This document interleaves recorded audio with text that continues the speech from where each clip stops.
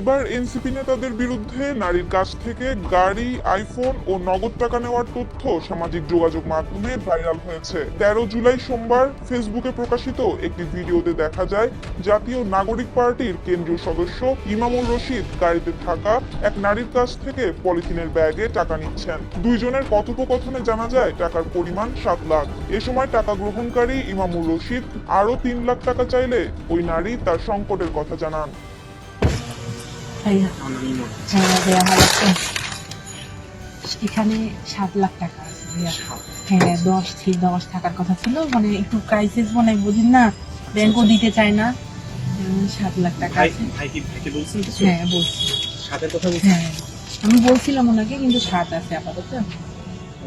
মানে এটা ভাই জানেন 7 আছে এখানে। হ্যাঁ হ্যাঁ ভাইয়া ঠিক আছে ঠিক আছে ভাইয়া।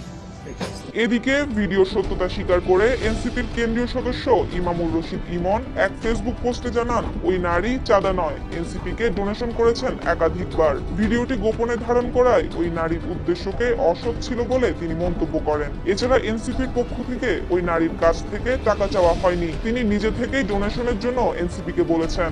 টাকার পরিমাণ কত হবে সেটিও ওই নারী নিজে নির্ধারণ করেছেন দাবি করেন ইমামুর রশিদ। পরের দিন কল রেকর্ড যুক্ত আরেকটি ভিডিও ফাঁস হয়, যেখানে একই নারীর সঙ্গে এনসিপির উত্তরাঞ্চলের মুখ্য সংগঠক সার্জিস আলমের কথোপকথন রয়েছে। ভিডিওর সঙ্গে দুইজনের পূর্বেকার হোয়াটসঅ্যাপ চ্যাট ও নারীর পক্ষ থেকে সার্জিসকে দেওয়া আইফোনের রসিদও রয়েছে। ফোন রেকর্ডে শোনা যায় ওই নারী সার্জিসের সঙ্গে দেখা করতে চান, কিন্তু তাকে সময় দেওয়া হচ্ছে না। আপু, আপনার আসার কথা ছিল 2টার দিকে। আমি আপনাকে 2টার দিকের জন্য আসতে বলছি। আমার 3টায় মিটিং, আমি আপনার সাথে সর্বোচ্চ 2:30 পর্যন্ত হয়তো সময় লাগবে। তারপরে আমি 2:30টায় বের হয়ে যাবো, আমার 3টার মিটিংয়ে চলে আসবো। আমি তো 2:30 পর্যন্ত অপেক্ষা করছি, ইভেন 2:45 পর্যন্ত অপেক্ষা করছি। তারপরে 2:45 বের হয়েছে, আমার 3টার দিকে মিটিংয়ে চলে আসছে। এখন আপনি আসছেন 3:30টার পরে, এই 4:45টার দিকে, তাহলে আমি কি করবো আপনি বলেন? আপনি ওই যে বাংলা মোটর, ওই যে আমাদের যে বিল্ডিং রূপায়ণ টাওয়ার, ওইটার যে টপ ফ্লোর, ওইখানে যে রেস্টুরেন্ট, ওইখানে বসে আপনি খাওয়া দাওয়া করেন আর কি, বা ওইখানে থাকতে পারেন। আমাদের মিটিং 5টা 5:30 পর্যন্ত চলবে। এছাড়া প্রকাশিত কিছু স্ক্রিনশটে দেখা যায় পার্টেক্স এবং ওয়ালটন থেকে পার্টির ফান্ড নিতে ওই নারীকে বলছেন সার্জিস আলম। ভুক্তভোগী নারীর দাবি তার কাছ থেকে টাকা নিয়ে ও তার গাড়ি ব্যবহার শেষে আর দেখাই করেননি এই এনসিপি নেতা। কিছুদিন এদিক ওদিক ঘুরিয়ে রেস্টুরেন্টে বসিয়ে রেখে অপেক্ষা করিয়ে শেষে ফোন ধরাও বন্ধ করে দিয়েছেন।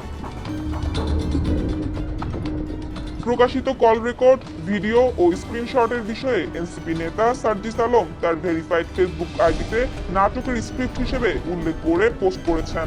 সেখানে পরিকল্পিতভাবে পার্টিকে ডোনেশন দিয়ে নেতাদের সাথে সখ্যতা গড়ে অবৈধ সুযোগ সুবিধা আদায় ব্যর্থ হয়ে হোয়াটসঅ্যাপের কনভারসেশনের স্ক্রিনশট, ভয়েস মেসেজ, চুরি করা ভিডিও সোশ্যাল মিডিয়ায় ছড়িয়ে প্রশ্নবিদ্ধ করা রাজনৈতিক গেম হিসেবে উল্লেখ করেন।